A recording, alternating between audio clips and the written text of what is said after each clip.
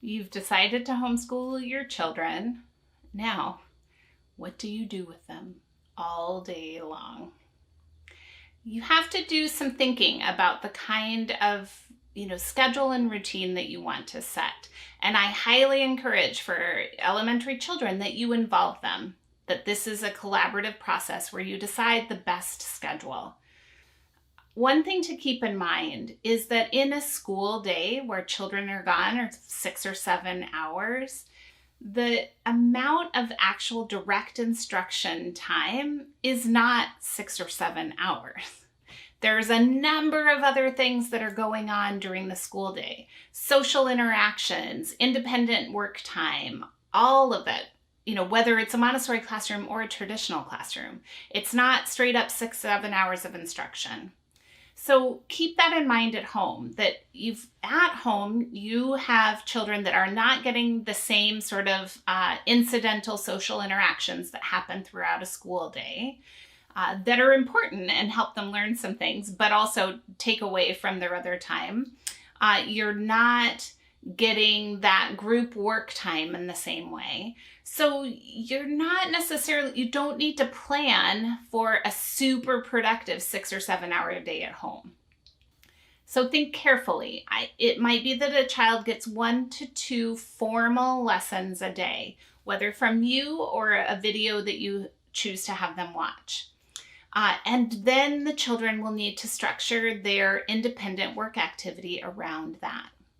So it might be that you have about a 3-hour really hardcore work day, and then the other part of the day is for more independent exploration or movement activities or walks or other things. So it might be, and for most people probably, that the morning can be more focused on some of these academic activities. And then children can help make lunch and have some free time, and then do some more open-ended afternoon activities. That's something I'd encourage you as you're thinking about your routine. And then think about, as you and your child have really worked together to think about the different lessons they want in a given week, about when you might do those. Sometimes it can happen spontaneously. They stumble across something that they're interested in, and you might give a spontaneous lesson.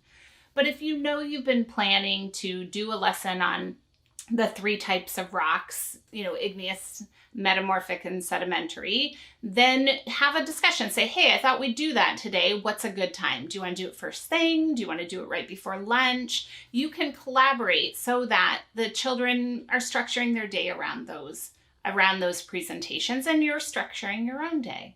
Because of course, when the children are working independently, your children or child, you should be working too. You should have something that you're doing. You don't want to just sit and stare at them the whole time. That's going to get in the way of their workflow. So you should have your own independent projects that you're doing as well. And sometimes some of that can be something that then you can model work for children. So it's great for them to be able to see your work habits in action as well. Children can track their workday in a journal, and this is just so they can see how long they're spending on things. And this would be something you can then reflect on with them about once a week. Oh, I saw you spent an hour and a half here on the rocks. What did you do?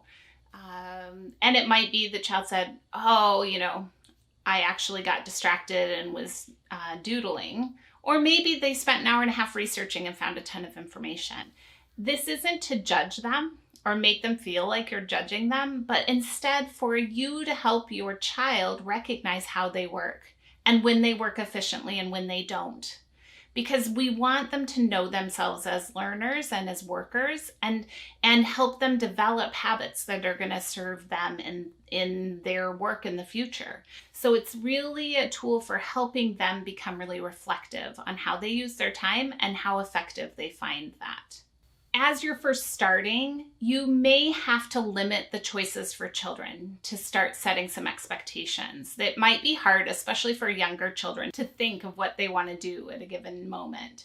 So you might have to say, hey, do you want to draw a map of the United States right now, or did you want to practice your multiplication work?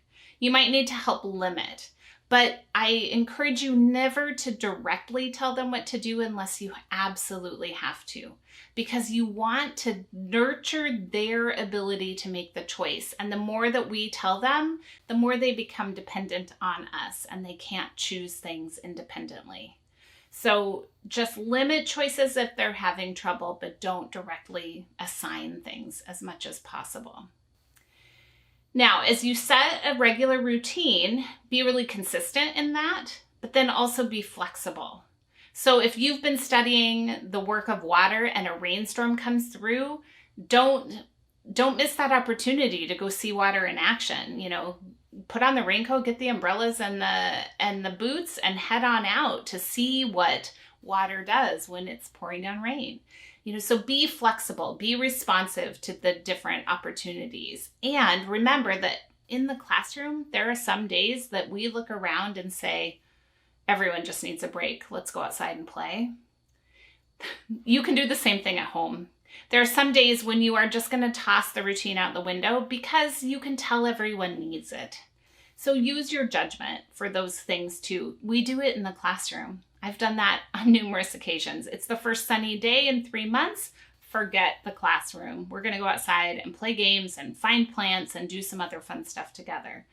That's the same thing at home. So you're going to have a really consistent routine that you're going to allow yourself spontaneity, and you're going to use your judgment when everybody just needs a break. So these are some basic ideas of how to start your homeschooling work culture and things to think about as you're setting it up.